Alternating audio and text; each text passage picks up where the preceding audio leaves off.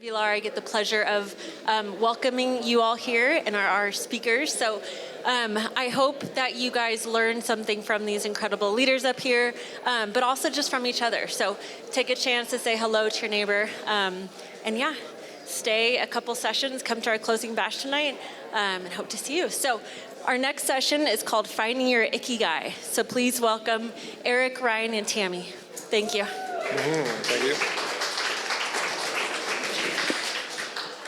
Hi everyone, my name is Eric Arnoldy. Thrilled to be here. I have known Ryan and Tammy since probably 2015. I work with Amazon. I work with AWS about technology. You can't hear? Can you hear me now? Oh, there you go. All right. They say you hold it close. My name is Eric Arnoldy. I work for AWS. I'm a technologist with a passion about energy. But today we're talking about something totally different. This is a conversation with two founders that I've known since before they were founders, and I've watched their journey, and it's just been super inspiring to me. And so that's why I invited them here, and they graciously accepted. And so I hope you all get to see what I see in what they've created and who they are and their story. So some of the context around that is this Ikigai. I don't have a slide as to what Ikigai is. I suspect some of you may have Googled it beforehand. There was an IP conversation earlier, and so I didn't want to go grab an image that wasn't mine. But Ikigai is really the confluence of passion, mission, profession, and vocation. And so in the center of that is this Ikigai, this purpose or meaning, the thing that gets you out of bed in the morning. And when all of those things are aligned, things just flow, things work. And that's what we're going to talk about today. So, would you two like to introduce yourselves?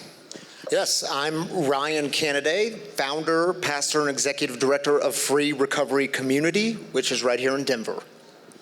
And I'm Tammy Canaday, co-founder of Free and owner of Wagon Coffee Roasters. Awesome, thanks.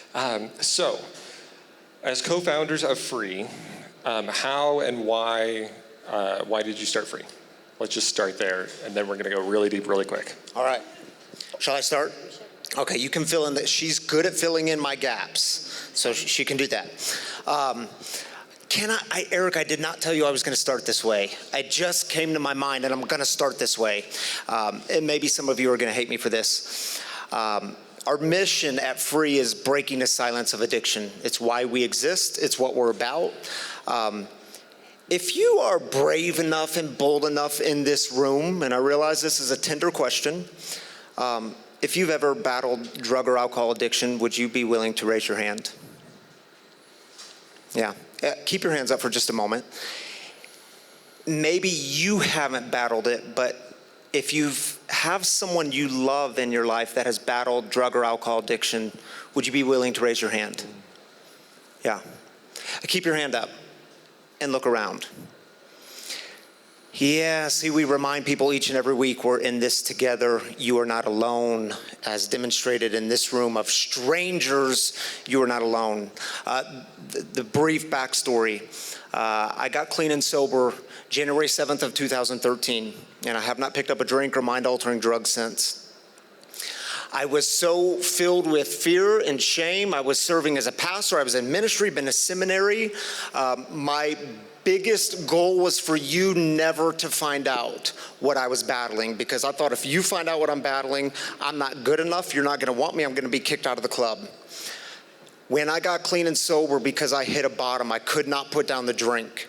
It was taking everything from me. It was taking the relationship that I valued most in my life. It was taking it from me. We had a little girl at the time. We have 4 of those kids now, but we had a little girl at the time. It was taking everything from me. And when I got clean and sober, I made a promise to Tammy, to myself, that no one's ever going to find out about my addiction or my recovery. And that lasted for 3 years. I stayed absolutely silent. One Sunday morning at the church where I was serving as pastor, I shared my story with the help of my sponsor and some other mentors in my life. And I shared my story at all 3 services. And to my great surprise, there was a lot of grace and love and kindness. They didn't beat me up afterwards, but to my even greater surprise was my email box the next day, which was flooded with emails from people in the community and outside the community, and they were saying, I can't put down a drink either, or my son or daughter is addicted to these pills and it's destroying our family, or my brother or sister, or whoever it was in their family. And when I got to the church the following week and for the few weeks after, I couldn't help but look out to the people and say, oh my goodness, we have a huge problem. Here we are in the white, affluent suburbs of Highlands Ranch, Colorado, and there's this problem of shame and silence because you're sitting next to someone who's going through what you're going through, and no one knows it because you are so filled with shame and hoping no one finds out, which is the brief backstory to why we started Free, which is our mission is breaking the silence of addiction. We exist for what we call addicts, loved ones of addicts, and spiritual refugees. And our deeper mission is to create space for healing, recovery, and spiritual connection. That's what we do at Free. It's why we exist. Can I tell him how you thought of the idea? Yeah, tell him. He comes up with his best ideas You might need to hold your mic up a little. about 2 a.m., always in the middle of the night. So he wakes me up in the middle of the night, and he's like, what do you think about starting this thing together? Me as the loved one, you as the person indirectly affected, and let's create space for people like us. And I'm like, that sounds great. I'm going back to sleep. So the next day, though, we tapped back into that, had the conversation, and he's like, what do I do? So we got some people, and I think maybe about 5 ideas on the note section of his phone. And he went and had a conversation. They were like, just start, just do it. And he's like, I have 5 notes. And she's like, I give you my blessing, just start. And you got tons of people behind you, cheering for you. They got your back. So just go for it. We had no idea what that looked like. And that was in April of 2018. So I come home that day and I was like, honey, I got this idea. What if we just open up our backyard? And again, we're in Highlands Ranch, Colorado. The houses are about this close together, if you've been there. Our backyards are about this big. What if we just open up the backyard and we just throw out on Facebook and Instagram, social media, that this is open for anyone who's interested in the conversation of addiction, recovery, God, the spiritual. Because what we've noticed is there's a lot of people who they've given up on dogma and religion, me too, but they're still deeply interested in being on a spiritual journey together and talking about the things that matter, a place where they can come and take off the mask. They don't have to have all their shit together. They can be who they are with the struggles, with what's really happening in their life. So we just opened up the backyard 2 months later. Well, with the condition that there was coffee. Yes. So. Do talk about coffee. Well, there had to be coffee. My background is coffee for over 2 decades, really, of coffee experience. And come to find out, all y'all like to drink coffee in recovery meetings. So I was like, ta-da, my passion, his passion, what we're doing happened to work together. So I went and bought a home roaster. And not only were we meeting in the backyard, I was piping out a tiny little home roaster that was roasting 8 ounces of coffee at a time. Do the math and how long that took me to roast a pound of coffee. And we started selling that to our community. All the proceeds were going back to the bottom line of Free at the time. Do you want to say, or is that too early? Maybe Eric's got another question for us. This is great. I want to talk a little bit about the language that you use at Free. Yeah. Language is so important. The words that I can say I am a loved one of an addict was not something I had the words for. I didn't know what I was. It was silent. When people would talk about their parents or their dad and things are awesome and everything's great, I'm like, well, I had a different experience. But to not be able to share that and not have to get into the whole messy backstory, but just raise the flag and say, that's not the same thing that I had growing up. You gave that gift of language to me and to so many, and that's what Breaking the Silence has done. My question for you, Tammy, you got this small roaster. You started in your backyard with Free, co-founder of Free.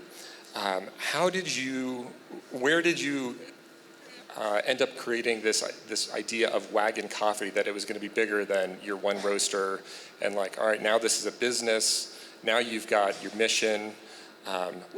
Tell us what your mission is at Wagon Coffee. Yeah, so we are providing job structure and skills to women, specifically in recovery. Wagon Coffee Roasters is 100% owned and operated by women, which is really a beautiful thing, I think, to say. A lot of companies that are women-owned are 51%-ish to be women-owned. We are 100%. But the backstory really is my passion for coffee, my knowledge of coffee, which also is passion for people. So when you kind of dial back and peel away the layers of the onion, I could say coffee all day, and that keeps me in a safe space, which I could do no heart stuff there. But then when I start actually seeing the people behind the coffee, the farms that we get to go visit, right? And I got to visit Costa Rica on a farm that we buy coffee from. The difference and impact that I can make by sourcing coffee from women-owned coffee farms, from farms that are really supporting sustainability and gender equality, the difference that I can make by purchasing good beans, all the way to the women that it's supporting in recovery at Free, because we roast inside a Free recovery community. And it's just this ecosystem of pouring life and impact and purpose back into the coffee that we're roasting. But I saw this need because about 2 years in, which was COVID, how appropriate, that women were really struggling and needed a safe space to come and hang out and be. And they kept coming back into my tiny 130-foot little operating space that I had at the time. 90 degrees in there. It was so dang hot. And they just wanted to hang out and be and talk and recover and be with people doing the same thing on the same journey. And so, like I said, proceeds had been going back to Free's bottom line 100%. Then I was like, you know what? I can measure this with stories of women in recovery and specifically support these women that are needing a place to work, a place to be in community where they can grow and heal. How do you incorporate your mission into when you're selling coffee? How has that changed when prior it was more of a corporate setting and you're selling coffee? There's less of that mission. How do you incorporate it, and how is that received when you can have that mission aligned with what you're doing? Well, that's my speaking point. So it is all about the heart purchase. Go outside, you'll see 100 coffee shops right here in a couple of blocks. You can buy coffee anywhere. And for me, my speaking point is it pours back into recovery, into improving livelihoods, into these women having better lives with their families, their kids. So yeah, when I propose coffee to people or to wholesale clients, which we provide coffee to over 150 different locations here in Denver, so you may have seen or heard or tasted Wagon Coffee. I share with them, you can buy it from anywhere. Just know that I can share statistics and data with you that your purchase too is pouring back into making a difference, that they're part of the solution. And so when I see you on 5280 top of the town, you're supplying coffee to Charles Schwab. How do you get inroads in there and differentiate yourself? What does that conversation look like? Hi, I'm Tammy, and I've got better coffee, and there's a mission. Like what? No, it's community. I see people in this audience that have gone out on my behalf, on the women's behalf, and shared our story. They work at Amazon, at the offices in Boulder. They work at Charles Schwab. They work at treatment centers in California. I meet them all over the place. And then they're the people, oftentimes organically growing Wagon Coffee and supporting women because they buy into the mission too. That's not just me.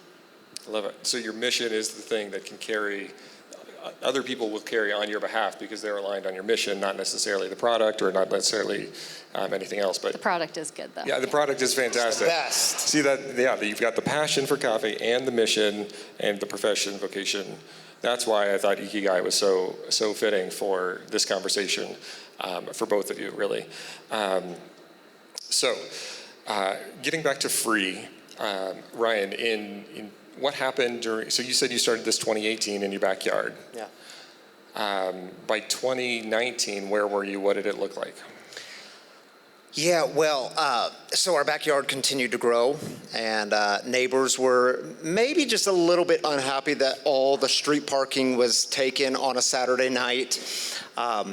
So we started immediately looking for space, and man, we found this space, and it was just, I saw it as the golden ticket.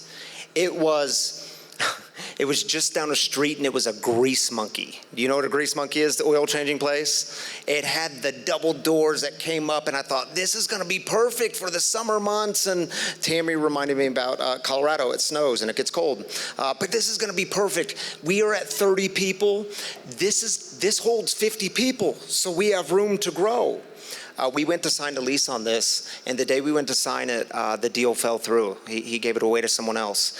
And it was like shattered dreams for me. It was like, how could we have this perfect deal right in front of us? And I tell that story to say we've had to learn, and if you are doing something new or even something old, you have to learn the art of pivoting. To know that in your mind, it may go totally different than what you had planned, what you expected, and it's actually okay. If we would have gotten into that grease monkey, we would have been so limited. It was, I mean, looking back at it, it was so small. We could fit 50 chairs in there max, and then there's no other rooms to meet, and there's no happenings there. But in my mind, it was great. So that deal fell through, and I'll never forget, we did a Facebook Live. Do y'all remember Facebook Lives? I don't think we do them anymore, but it was a Facebook Live, and we shared our hearts, and we shared the mission. And I'm a big believer in share the mission, because you never know who's watching, and you never know whose heart that's gonna speak to. So we shared our disappointment. We had lost this golden opportunity. And within 2 hours, someone reached out to me. She's a person also in recovery, commercial real estate agent. She said, hey, I've got this great space. Come look at it. And we went and looked at it that week, and I remember walking in and thinking, oh man, this is so cool. But we'll never be able to afford this. It's just way too cool. 3 times bigger than the grease monkey store frontage. And that's what I told her. I said, this is so cool, but we'll never be able to afford it. She said, well, what can you guys afford? And I said, oh, man, we're like brand new, $2,500 a month. She said, yeah, we can do that. Yeah, but what about all the bills? What about Wi-Fi? We got to do that, and trash. She said, no, we'll take care of all that. Just pay $2,500 a month. Stunning to me that those doors open when this other door that you thought was really great, it closes, then this new door opens. So we stayed there for 3 months. Was it 3 years? 3 years, and now we're currently, and I could give the backstory to this too, but we're now in a 12,000 square foot space where we have approximately 200 people coming through the doors each day, a cafe that is open serving wagon coffee, because we have the best dealer in town. We moved from drug dealing to coffee dealing. And it's open all day. And can I tell the story really quickly, just to piggyback on the importance of creating space? It is not just for women. It's also for men. Just this morning, promised you 2 hours ago, I was in a recovery meeting, and someone ended the meeting with saying, their week clean and sober, first week clean and sober. And he said, I really don't want to use today. He was invited here to come, and he said, where is it? And the address was given. He said, no, you don't understand. I can't go there. Why can't you go there? You got big plans today? No. For the last year of my life, I used every single day on this block, and it took everything from me. But he says, I really don't want to use today. I really don't want to pick up a drink today. And I said, stay here. This cafe is open till 9 o'clock, filled with people who know exactly what you're going through. And someone immediately said, stay here, I'll buy your lunch. Then I watched someone walk up to the counter and buy a $25 gift card to the cafe and say, stay here all day, this is for you, drink all the coffee, eat all the food you want. And I thought, just on my way walking out, that's why we exist, to give hope to people who are barely hanging on, and we get to do that. Talk about the Ikigai, a passion. So I'm passionate because I've been there. I know what it's like to be at that bottom, and it's actually meeting a world's great need. And yes, somewhere in that you got to figure out, are you good at this, and can you get paid for it? Because you got to pay the bills. You got to put food on the table. I think a big part of it too is the transformation. So I talk about that a lot with people as well, that I got involved because I saw the transformation of him when I was 9 months pregnant with our daughter. He got sober, our second daughter. Like you said, we have 4 kids now. But I have seen the transformation of him, like two sides of the coin. We've been together 22 years, married 20 years next year. So I saw him not sober for about half that time and sober for the other half. He's done transformational work. I've done a ton of inner work as well. I know that it's possible for people to recover and do the work because we've done it. And guys, if you would have seen us back in the day, like, it's a whole different person. He's a whole different person. I think we're a whole different couple that get to do this story together now. So transformation is possible, and I've seen it. Yeah. Love it. So let's go a little into the underbelly, the messy stuff. Where did the $2,500 a month come from? Like, where do you start? You're in your backyard, a new place comes over, you've got some donations coming in, you formed a nonprofit at one point. Where did the funding come from? Yeah, and let me preface it with this. If you're passionate about your mission, which I guess you wouldn't be here if you're not passionate about your own mission, to really focus on your mission, draw attention to your mission. And it's not about you. It's not to say, hey, look at me, I'm so great. It's to say, hey, look at this mission. We believe it's doing something incredible in the world. And can I tell you about it? Do it on social media. Do it, pull people aside, take them to lunch. And always talk about the mission. Talk about the transformation that's happening with whatever you're doing or whatever you're selling, whatever product that is. Where did the funding come from? Yeah. Lunch with Jerry. Yeah, can I tell that story? Yeah. Oh, sorry, dude. Stories just kind of flow out of me. He's a storyteller. We're going to get a lot of stories today. So this thing was growing in our backyard. And I went to the church leadership and I said, hey, y'all, I'm feeling really, whatever you want to call it. This drum was beating inside of me. Some people call it a vocation. Some people call it a calling, Some people call it a Ikigai. path, the Ikigai, whatever you call it. This thing was beating inside of me. And I said, this thing is growing and it's doing things we didn't expect. And so I really need to go start this thing over here. And I need y'all to sign the lease because we can't personally sign a lease. And I'll never forget that team looked at me and they said, yeah, that's great, Ryan. If you can come up with $25,000, we'll be happy to sign a lease, co-sign a lease. And I thought, $25,000? How am I going to come up with that? How's that going to happen? That's impossible. That same week, a couple who doesn't even live here in Colorado, they were back in town for an event. They invited Tammy and I to lunch to the wonderful Torchy's Tacos. It was a Tuesday afternoon. And we went to Torchy's. We had no clue they were interested in what we were doing. We didn't know why we were meeting. So we met, we gathered together. And at the end of that meeting, I will never forget, this couple handed us a $25,000 check. And he had no backstory on that was the exact amount we needed to go sign a lease. And it was just this incredible experience.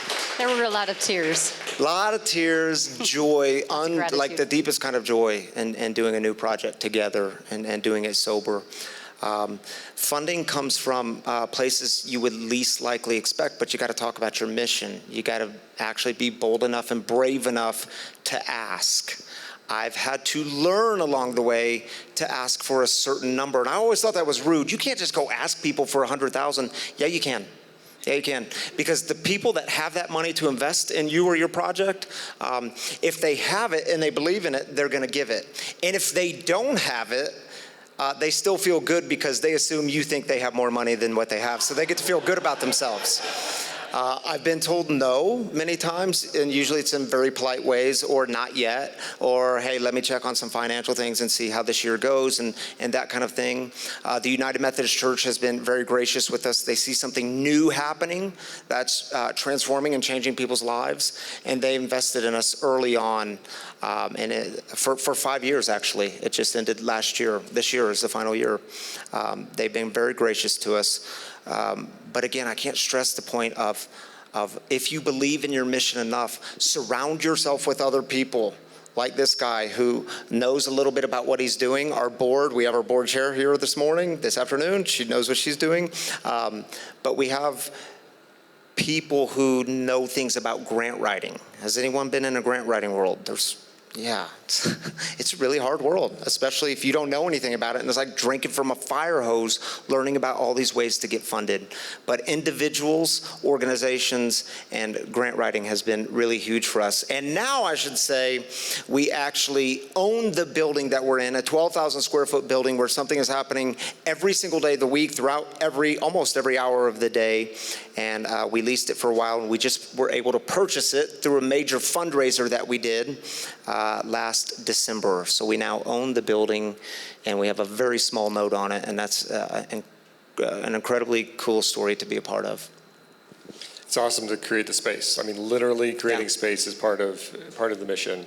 And so this is physical space and the things that happen there. I want to talk a little bit. Everybody's got a punch in the face story, right? We're entrepreneurs, we're founders. It's gonna happen. Be ready for it. Nobody's ready. What happened in 2020 when we all got punched in the face and you rented a brand new space and nobody shows up?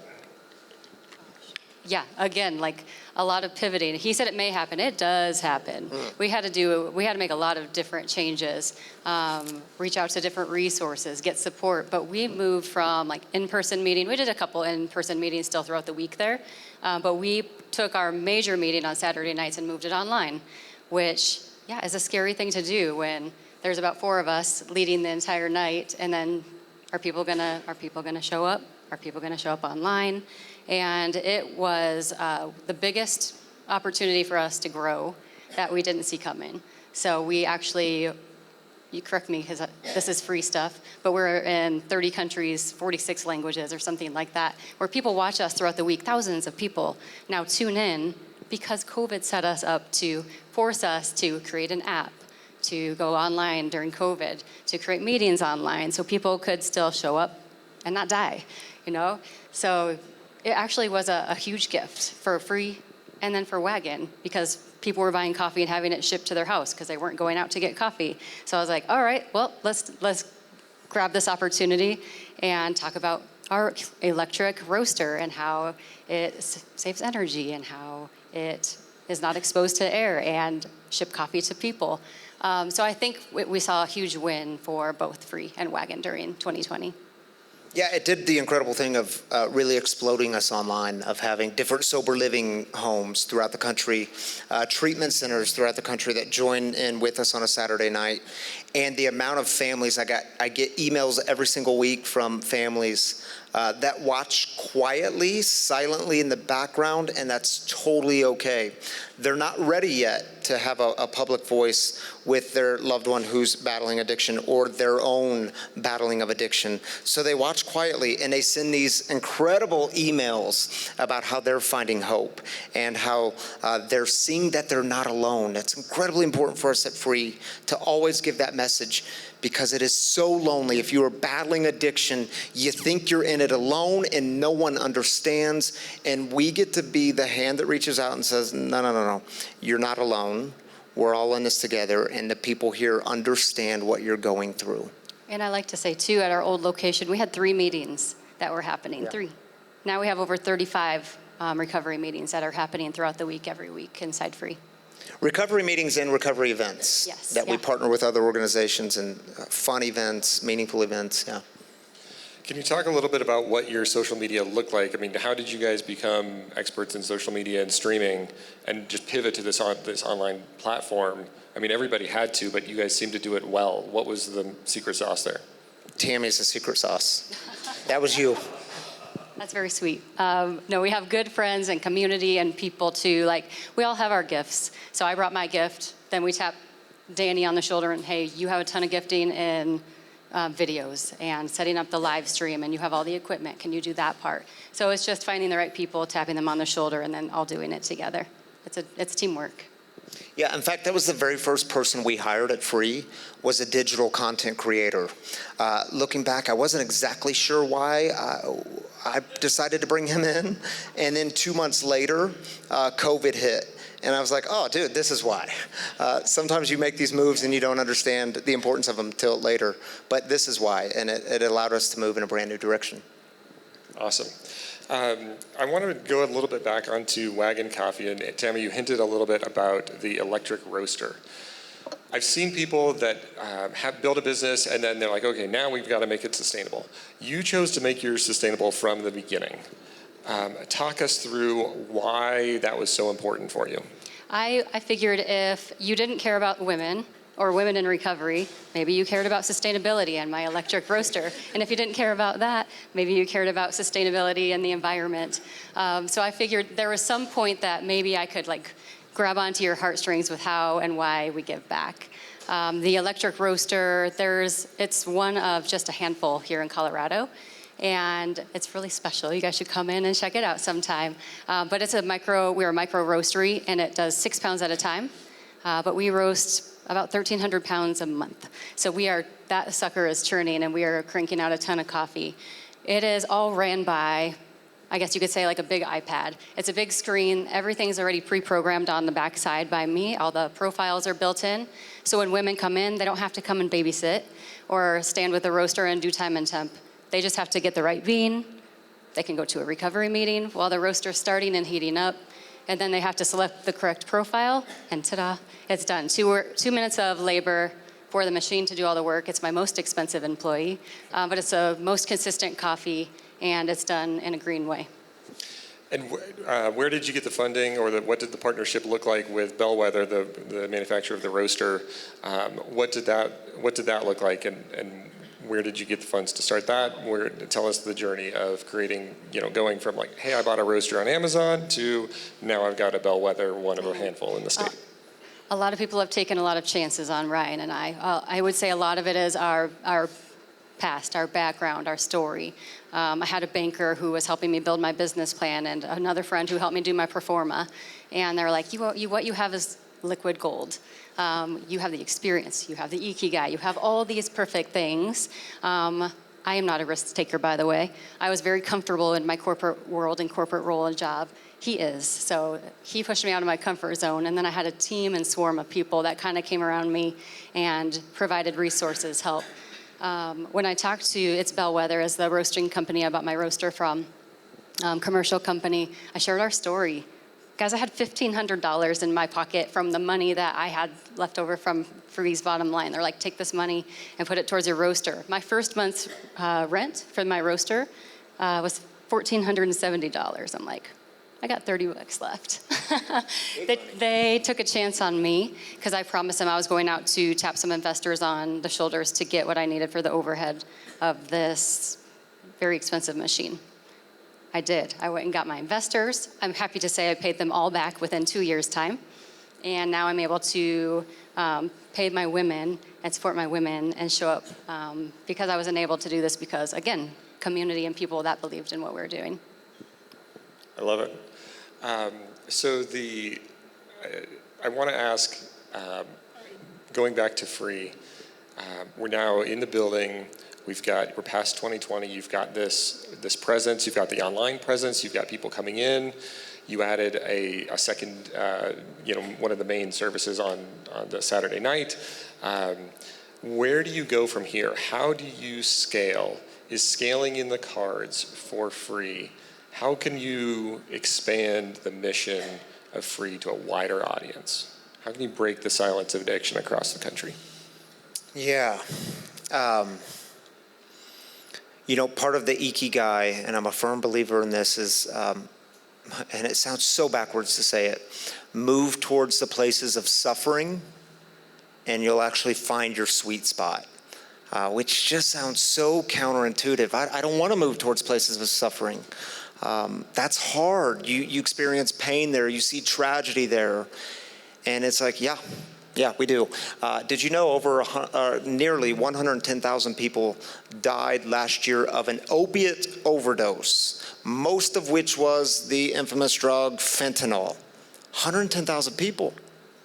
Everyone should be talking about this with a number like that. 48 million people in the U.S. battle addiction.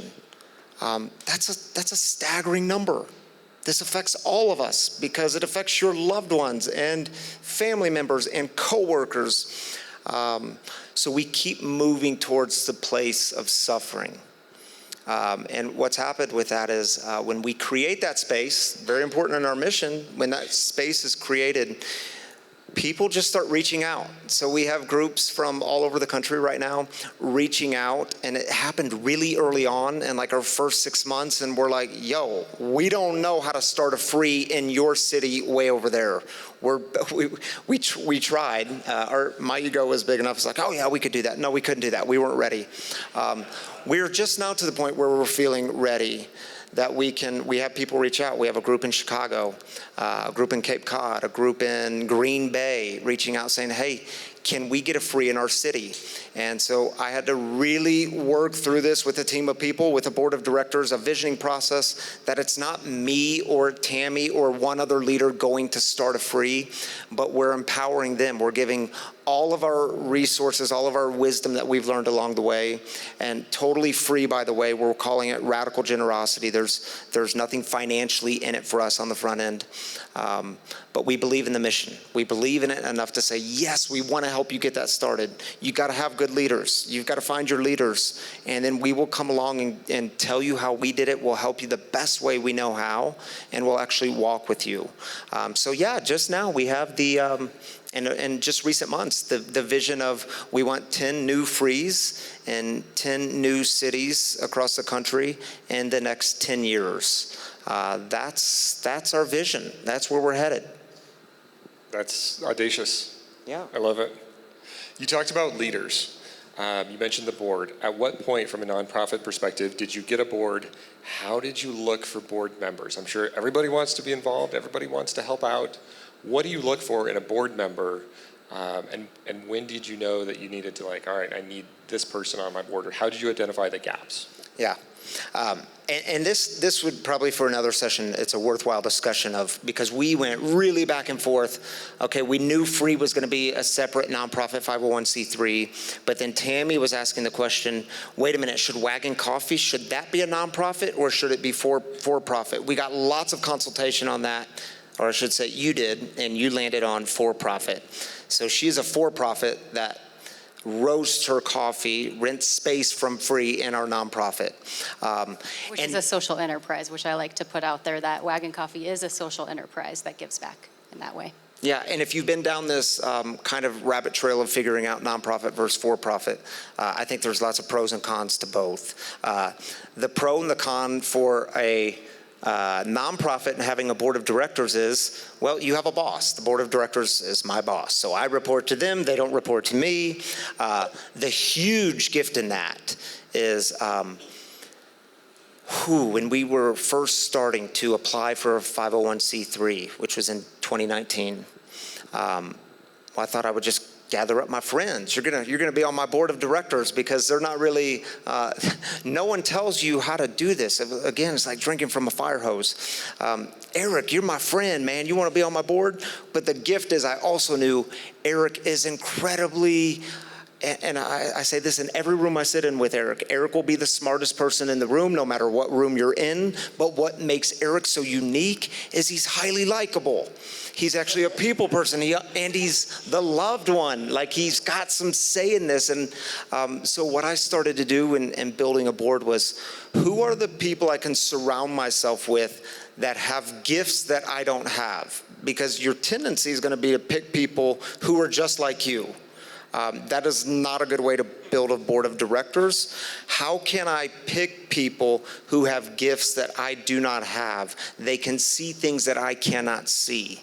That has been huge. I'm so grateful to have a board that can see things that I don't see, and they just have a different lens through which they look at the entire organization, and I need that lens. Did I answer that? Yeah, I like it. Tammy, how do you know what's the next right step for your business? Where do you go if you don't have the same level of challengers and board structure? Who are your people? Where do you go? If there's founders in here that are like, hey, I've got this, I know my mission, I know what I'm good at, how do I find those other people that are like me, but that can challenge me? I think a couple of different things. So I do have a business coach that I can tap on the shoulder, and he's a wonderful investment in both of us. He believes in the mission of Free. He has given a lot of great advice, and also respects where I find myself as well. So he can push me, and I can also say, that's a little too much right now. Our kids are 14, 11, 8, and 5. And so he knows that I can do whatever he challenges me to do. But I also have boundaries as a mom of 4. And so I'm like, I think I'm going to continue to let it organically grow, because it is. And I'm going to make sure that I can show up for my family and for my kids in the capacity and ways that they need me right now in their life too. But I'm also always open to the conversations of exploring PR, and people come to, I've never had to pay for marketing in almost 4 years, or almost 4 years old. People are always like, hey, can you share your story with us? 303 Magazine, 5280, Bon Appetit Magazine, I just got a story on a couple weeks ago. People love the story of recovery. People love the story of redemption and transformation. So it is growing naturally. I'm able to say yes when it's appropriate, and when it's in our lane, and when it makes sense. And I'm learning to also say no when it doesn't resonate, when it doesn't make sense, for showing up for things that are time-sucking or not energy-giving to us in our relationship. I love the amount of free press that you get, like the logos at the bottom of your website. I'm like, how did that even happen? Like the connections there. I mean, it really helps that you've got fantastic coffee, but it also helps that you've got that mission. And so in the context of Ikigai, like it's almost like your marketing dollars are just naturally occurring because your mission is there. So spend time on your mission, or spend time on raising money to spend on marketing. But one is more aligned and more authentic. We've got about 10 minutes left.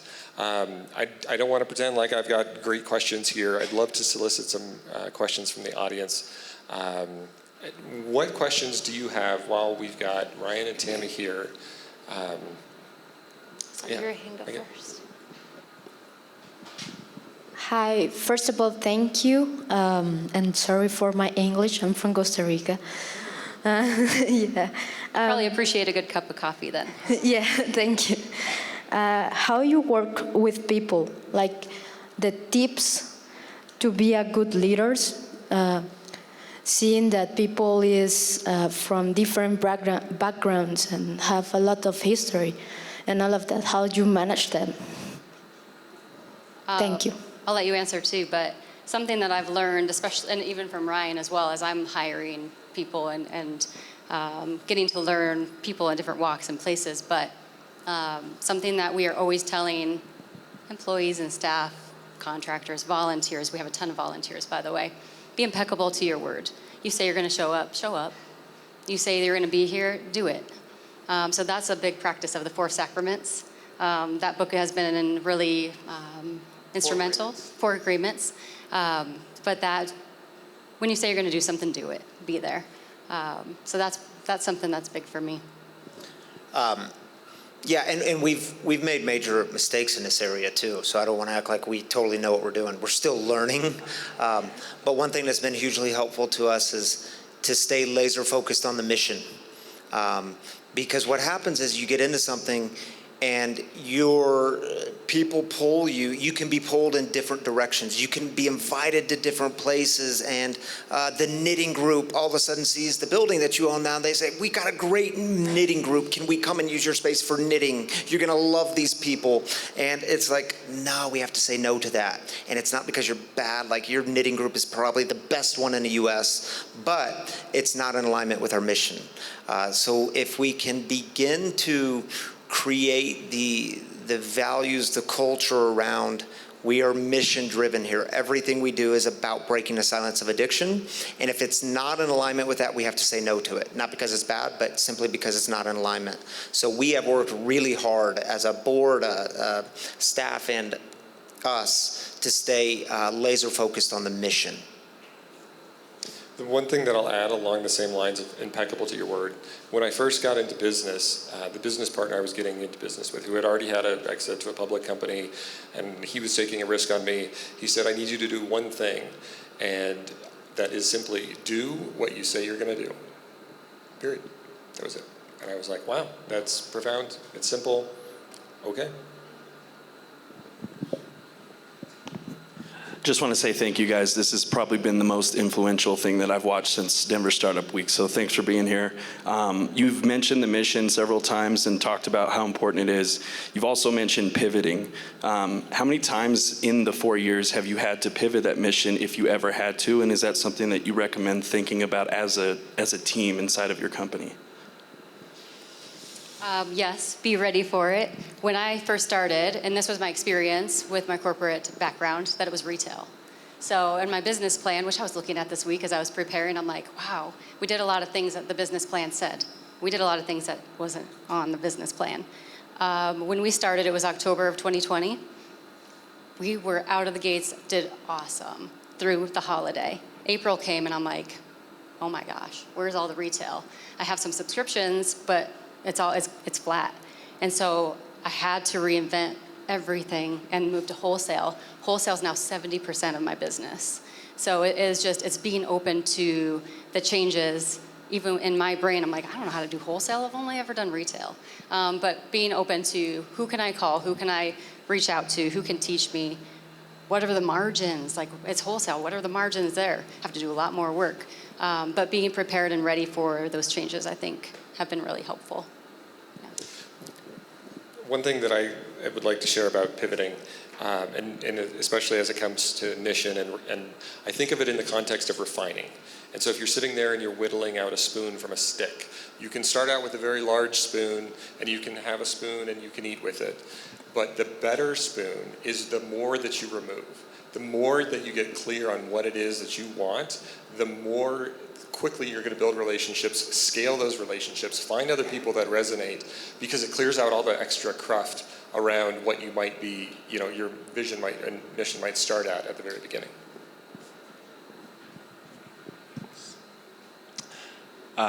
Dovetailing off what he said, thank you so much. I've been in tears multiple times through this chat, so really appreciate that.